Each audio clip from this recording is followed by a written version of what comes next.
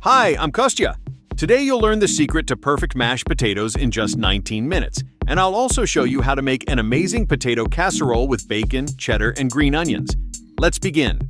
First, turn on maximum heat under a saucepan with a thick bottom and add cold water to it. Next, peel and dice 2-centimeter cubes of purple potatoes with low starch content. Varieties like Red Pontiac or Red Norland are perfect. As soon as the water boils, add a good pinch of salt. This is important for the flavor, and carefully add the sliced potatoes. Reduce the heat to medium for a constant gentle boil and continue cooking. Occasionally skim off the foam. This will make the mash creamier. Once the potatoes are cooked, it took me 16 minutes, drain the water and return the saucepan to medium heat. Meanwhile, heat the cream to 60 degrees. Hot cream will make the mash silky smooth and airy. Working carefully but quickly with a spatula, dry out the potatoes. This guarantees the mash will be rich, not watery. Immediately transfer the dried potatoes to a separate bowl. Ideally, it should be pre-warmed, as a cold bowl will sharply reduce the temperature of the mixture and make it harder to achieve the perfect texture. Working at the mixer's lowest speed, mix. The presence of small lumps at this stage is completely normal and even correct. Mixing for too long now will make the mash gluey due to starch release.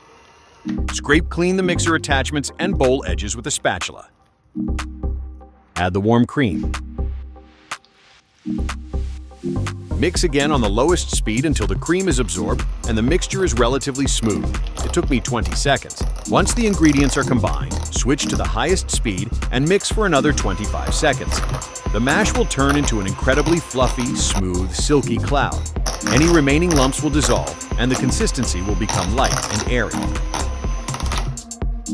Here it is, the perfect mashed potatoes.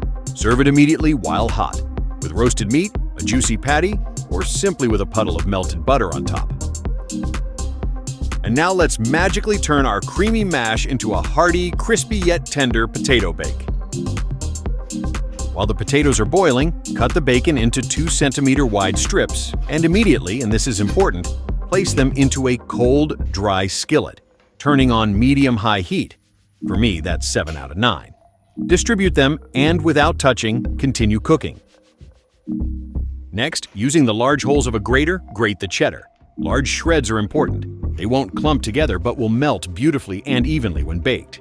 As soon as you hear loud sizzling, that's your cue to act. While stirring frequently, achieve separation of the bacon into individual segments and reduce the heat. For me, that's 6 out of 9. And while stirring occasionally, continue cooking. While the bacon is simmering, gaining crunch and a golden hue, working with a coarse grater, grate the mozzarella.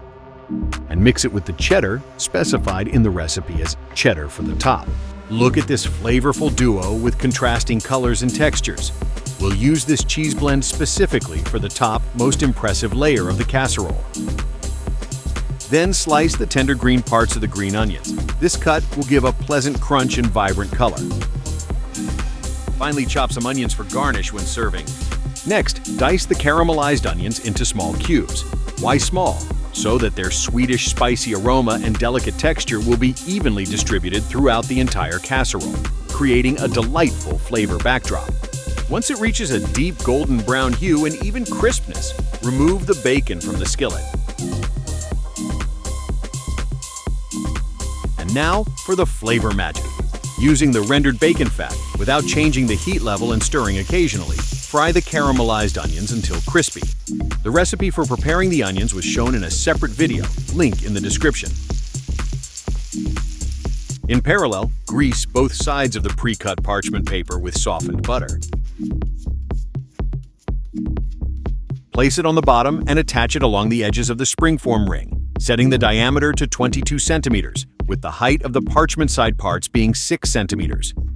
Once the caramelized onions reach the perfect state, they've turned a deep, almost amber shade, become shiny, incredibly aromatic, and their edges have slightly browned. Remove the onions from the skillet. Before spreading the mash, add the secret to crispiness. Evenly distribute 3 tablespoons of panko.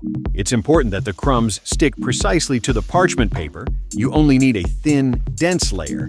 This will create a continuous, even crispy crust after baking.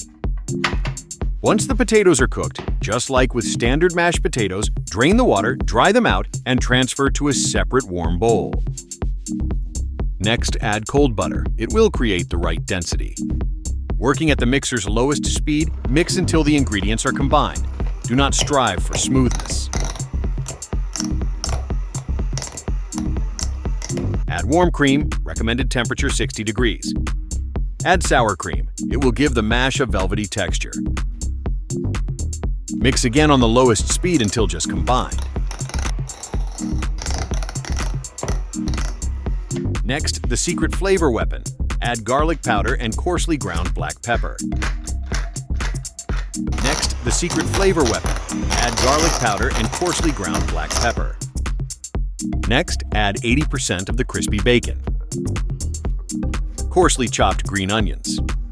Cheddar specified in the recipe as cheddar for the mash. And the caramelized onions?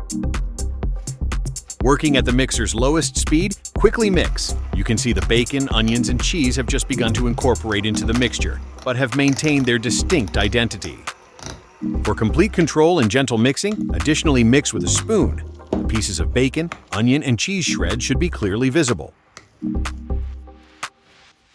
Key assembly moment: place the flavorful potato base with bacon, onions, and cheese into the prepared pan over the adhered panko crumbs. The mixture is quite dense, which is good.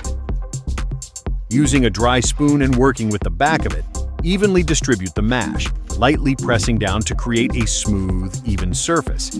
If you don't have a springform pan, use any oven-safe baking dish. Now for the top layer, take the mozzarella and cheddar blend we prepared specifically for the top, and generously, evenly sprinkle it over the potato base. This will create an amazing stretchy cheese blanket. Final touch: finely chop the remaining 20% of crispy bacon and scatter these aromatic bacon crumbs all over the cheese surface. They will add incredible flavor and texture. Bake using the top-bottom heating mode in the oven at 400 degrees Fahrenheit.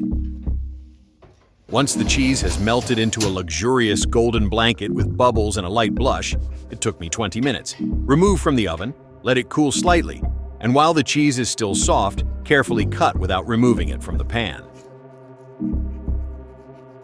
Once it's cooled slightly, remove from the pan and serve, topped with a dollop of cold sour cream and generously sprinkled with fresh green onions.